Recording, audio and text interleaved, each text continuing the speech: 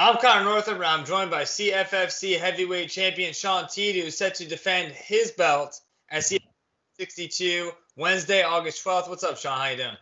I'm doing good. How you doing today? Good, good. And like I said before, we got the CFFC belt in the background. Pretty nice backdrop you got going on. Yeah, thanks. I put that back there for when I stream and stuff like that. There Makes you it go. good for video interviews also. Yeah, I see you got some pop vinyls back there too. Yeah. Well, I'm a big gamer, so stuff like that. Like I got my girl some Overwatch characters that she likes to play. Okay, cool. Nice.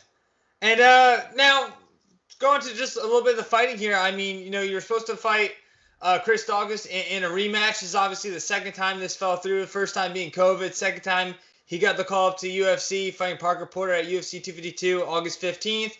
Will you still be headlining the CFFC event? Yeah, I'll still be the main event. Well, as All far as right. I know right now, I just got a new opponent today, but I'm not allowed to say who yet, I guess. So, as far as I know, I'm still the main event. So I think I'm the only actual belt holder on this date. So why wouldn't I be the main event? Yeah. And how'd you kind of find out that Chris had got the call and you weren't going to be fighting him? Uh, Same as everybody else. Well, actually, I guess I knew it like a few minutes before everybody else because my manager called me and was like, "Hey, bud," and I was like, "This is never a good phone call when you call me. It's either something fell through or it's something, you know." So that's how I found out. But hey, congratulations to him. But it'll be an easy call out when I make that jump. So that's what I'm looking forward to. For sure, yeah. And I know you said like you can't divulge who it is, but just like as far as like just you knowing like how like are you comfortable with how everything's kind of played out? Yeah, it's a good fight for me. Every fight's a dangerous fight at heavyweight, 'cause we're all big guys, we all throw some heat. So, I personally I like the fight. So, I think everybody else will like the fight too. Yeah. Now obviously you expected to fight Chris, but were you surprised that like a guy like Chris got the call up? Not really. He has a good record. He throws wild hands and stuff like that. He's gotten a few good knockouts. So like not crazy surprised. We're all anybody like that's like at my level or at his level, like it's just a waiting game till you get the phone call. So like it wasn't really a huge thing. I wish it was a week later or something like that. Yeah. But it's okay. Yeah, for sure. I think it's like interesting with Chris too because when his brother got the call up too, obviously he didn't beat Brendan Allen, but I mean I thought he gained like a lot of traction there too, and I saw in a lot of his like pre-fight interviews and things like that. He was kind of name dropping his brother a lot too because they were like, oh, who are some of the guys like in your gym that are coming up, and Chris got his name there too, so I'm sure that kind of helped too, just to kind of promote him and build a base around that. Yeah, maybe I don't really pay attention to any of that stuff. Yeah. It's cool that they're both in the UFC. I've never been, it's been vocal. I've never been huge fans of them. Since my first fight, I fought a few guys out of Martinez, so they don't really like me over there because I beat all of them. So is what it is. Yeah.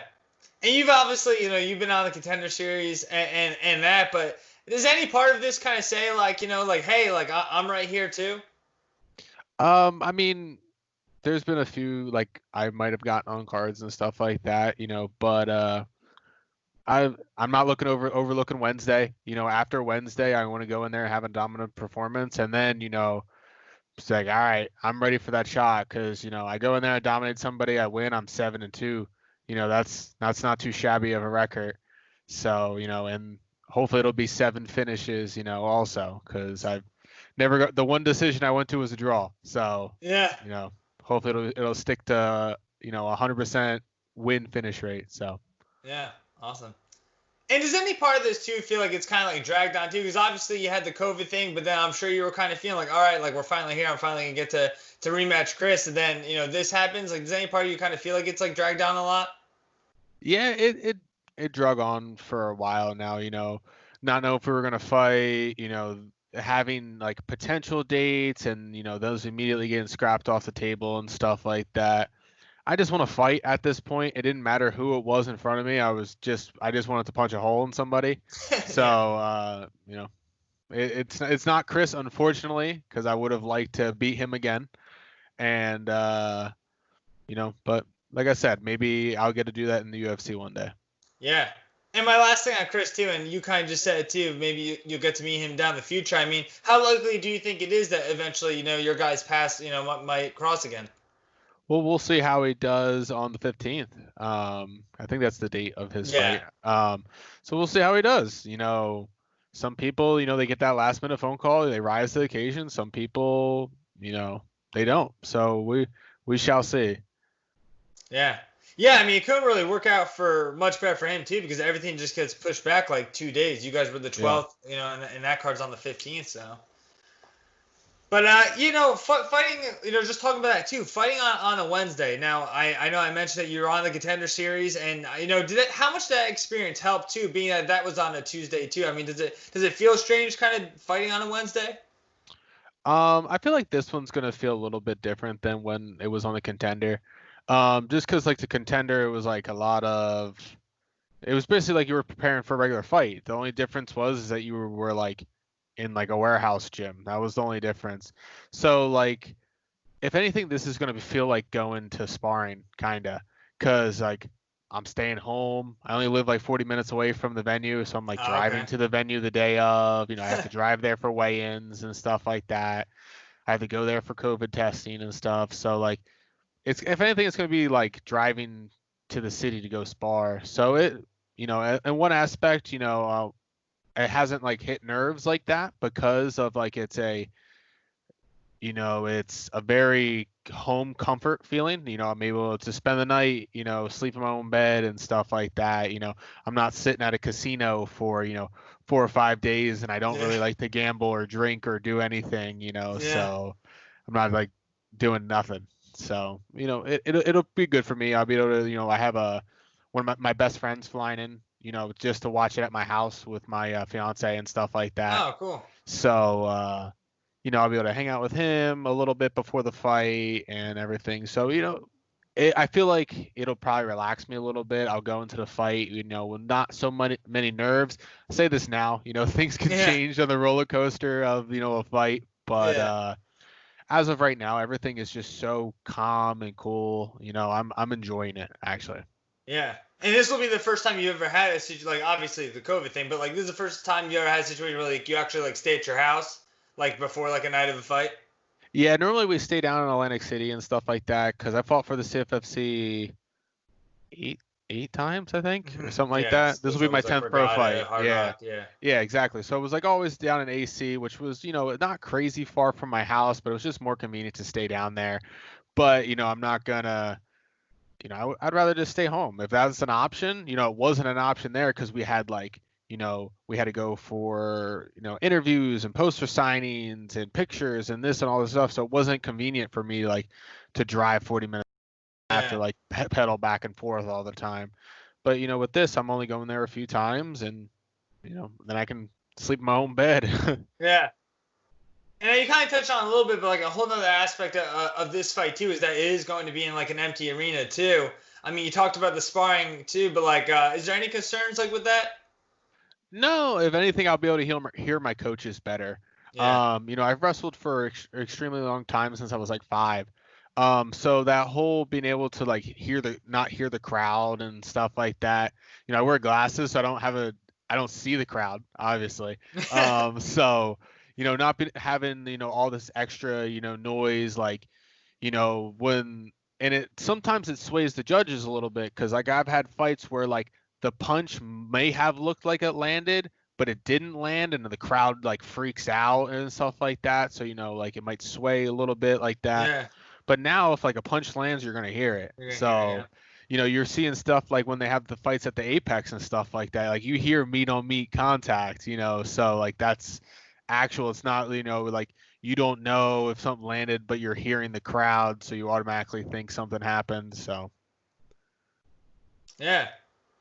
And I talked to you, I think it was like very early quarantine. It was just when the first time this fight with Chris got scrapped. But I know you were running and doing things on your own then. What has training kind of been like to the lead up to this fight?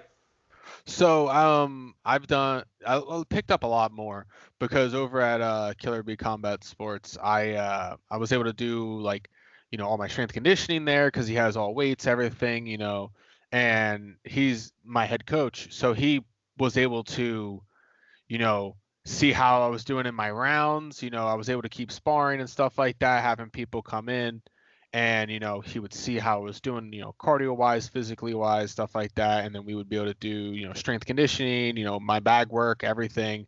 And I worked a lot at Atomic Blast this camp over at Atomic Blast BJJ. So, a lot of really high end guys over there, was able to get back to like my roots a lot, grapple a lot, wrestle a lot, so this camp's actually been great for me, quarantine or not, or COVID or not, it's been a really good camp for me. Yeah. And obviously, like, the UFC's been going since May, but like, Bellator like kind of got like back late too. They're on their second card, and so for like to be fighting in the regional scene still too, like, I mean, just how grateful are you that CFFC like was able to get this card going too? I mean, it seems like it's kind of rather early for as far as these smaller promotions. It's got to be tougher to kind of I guess navigate through time like this. Yeah, that, and it's a financial burden. They aren't Yeah. able to sell any tickets and stuff like that. But I'm extremely grateful for the CFFC. I'm finally able to defend my belt. They're finally able to put on some shows, and if anybody was going to make it happen, they were going to make it happen. Just because they push really hard to have a bunch of fights. So luckily we were able to go over to Pennsylvania and have the fights there. Yeah. Awesome. And like, what have you heard too about as far as like with the like how testing's gonna work and things like that? So we had to report on Saturday and get all of our stuff done, and then we have to quarantine until weigh-ins, and then go home and quarantine again, or if you stay at the hotel or something like that. So yeah, after we get tested and stuff like that, I'll be relaxing and Yeah. just have like a few sweat rounds and stuff like that, and then just really kind of wait for fight day. Yeah.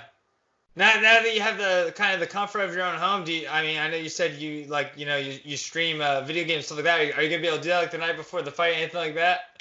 I don't know about stuff like that. Like I said, I have my friend coming and stuff like that, so we'll probably just chill.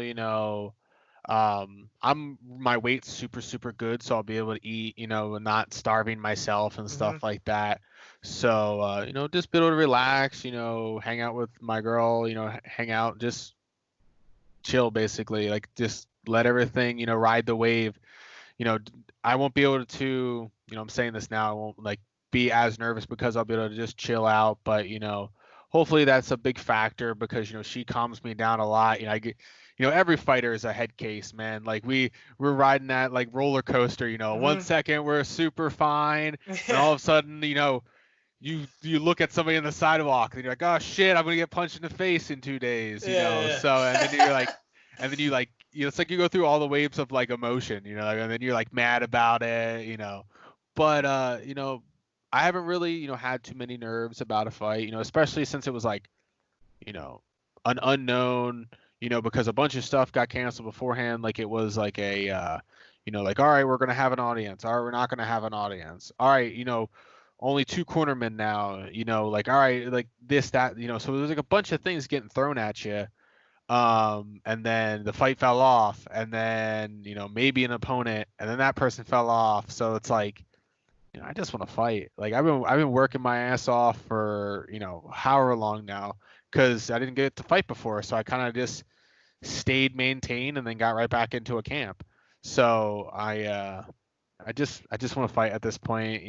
Pick somebody up at the bus stop. I don't really care. I just want to whoop somebody's ass. And in my book, you're not a true champion until you defend your belt. I would have really liked to have done that versus Chris, because me and him lost to the same guy. We both got TKO knocked out by Zoo. Hmm. So to go in and beat him because I submitted him the first time, but he thinks he got lucky. Thinks I got lucky. And then to go do it again. That was what I wanted to do, because hey, I beat you twice. Shut your mouth. Yeah, for sure. And now two cornermen. Who will be cornering you this fight? So this fight, I'll be cornered by Brian Wright and Carl Roberson. Oh, okay, awesome. Yep. And one last thing too, I just saw on Instagram you've been doing a lot of hunting too. I mean, what's it been like to be able to kind of do something like that during a time like this? Yeah, so I've been like I guess quote unquote a professional bow hunter for a few years now. I've been linked up. I've been very blessed having linked up with some really good companies that have made my hunting experience a million times better. I only do bow. I don't really do anything else. I find it as extremely challenging, and it kind of like levels off because I go from a such fast-paced sport to something that's a lot slower pace where you have to take your time and stuff like that. So I feel like it's kind of dialed me back, and to have a hobby that is you got to take your time with it. It Yeah, has really helped a lot in other aspects. yeah. Why bow hunting? Like, why'd you go that route? I had a friend. Actually, I was on a different podcast a few days ago. I did a huge story about it. So I was a few years, like 5 years ago. I had a buddy that was like, "Hey, you got to get into bow hunting," and then that was literally the conversation we had. We talked a little bit about it, and then I got like sucked down the rabbit hole of it. And it was just really cool. It was just a very intriguing thing to me that I hadn't really thought of. And maybe like if any listeners or stuff like that go and research some of that stuff, it's a really cool thing. There's it's kind of expensive to get into. Let me put that disclaimer out there. But I enjoy the crap out of it. And the people that you meet through that community are unlike any other people that you really meet. So it's been awesome. Yeah, cool. And how long have you been doing that for? Bo, about 5 years. Oh, all right, wow, Yeah. cool. All right, well, Shawn, I mean, thank you so much for taking the time, and I wish you the best come Wednesday, August 12th. Yeah, thank you, man. Thanks for having me on. All right, Shawn, take care.